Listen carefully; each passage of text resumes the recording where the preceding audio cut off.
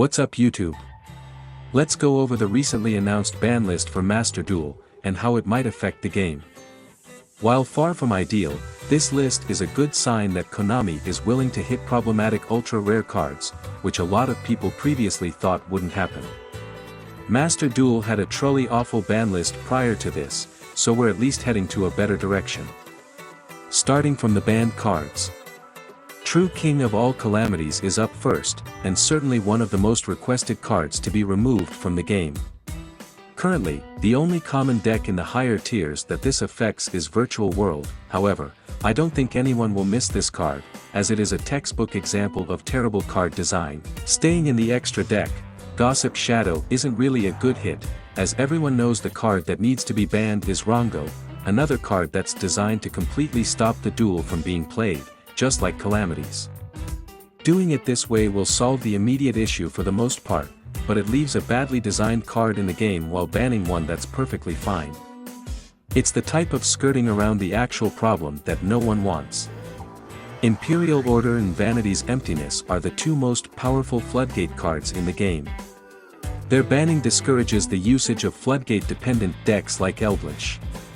In my opinion, these types of decks tend to have the lowest skill ceiling in the game, and lead to the most uninteresting duels, so reducing their potential numbers in ranked play is always a good thing. Finally, Destiny Hero Celestial being banned, along with Fusion Destiny's limitation to 1, makes the DPE package far less enticing. In my opinion, it's no longer worth using at all for most decks. Good for deck building variety. Let's go to the cards limited to 1 now. We've covered Fusion Destiny, so let's start with Crossout Designator. While this is undoubtedly a very powerful card, I don't think this is a good hit overall. I'll explain why in the upcoming section about cards that should have been banned but were not.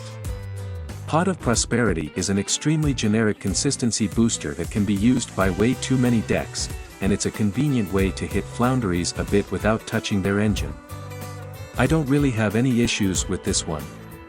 Lastly, Meow Moo is probably the best way to hit the Prank Kid's engine, limiting the abuse of the fusion monster somewhat. This should leave Adventurer Synchro as the best adventurer deck in the game fairly decisively. Before we get to the next cards, if you're looking for high-level Master Duel content, especially if you enjoy Synchro-based decks, check out some of the other videos on my channel. And I'd love if you could leave a thumbs up and subscribe, of course. Alright, let's quickly go over the semi-limited cards. Honestly, I don't think these will have too much of an effect on anything. Skill Drain is the most significant one. It's another Floodgate, and the less of them in the game the better of course. Altergeist and Salamangreat get a slight boost but not really enough to make them much better. Tenki being hit further decreases the consistency of Brigade variants, decks that were already waning in popularity. Lastly, I want to mention some of the most obvious cards that avoided being banned but probably shouldn't. Max C is the most obvious one. It's a hand trap that can't really be played around at all, and its effect is so absurd, generally either forcing a ridiculous amount of draws or completely freezing the current turn, that its mere existence warps the way the game is played and decks are built. To call back to when I said Crossout Designator wasn't a good hit, it's because one of the reasons it is so powerful, is because Max C existing forces every deck in the game to run a lot of the same cards. 3 of itself, 3 Ash Blossom, 2 Called by the Grave will be in just about every deck. This makes Crossout even better than usual as the design cost of having to adapt your deck building a bit to accommodate it is all but eliminated. Guzzin Match is here to represent Floodgate cards in general. I think most people agree these types of cards ideally should all be banned. But of course, that'll never really happen. Rongo is the card that should have been banned instead of Gossip Shadow, as I previously said. Hockey Fibrax and Auroradon create a broken interaction that will eventually have to be dealt with. I don't necessarily think banning both immediately is necessary, one or the other should suffice at first. So, where will this leave the meta? Frankly, it's not gonna be too different. Adventurer decks will still be everywhere, along with Flounderies.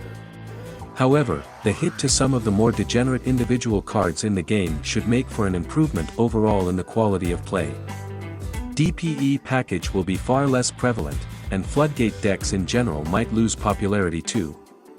It's a good first step after being stuck with the lists we had so far. That'll be it for me. I'll leave you with a couple of duels I had recorded leftover from the Duelist Cup. See you next time.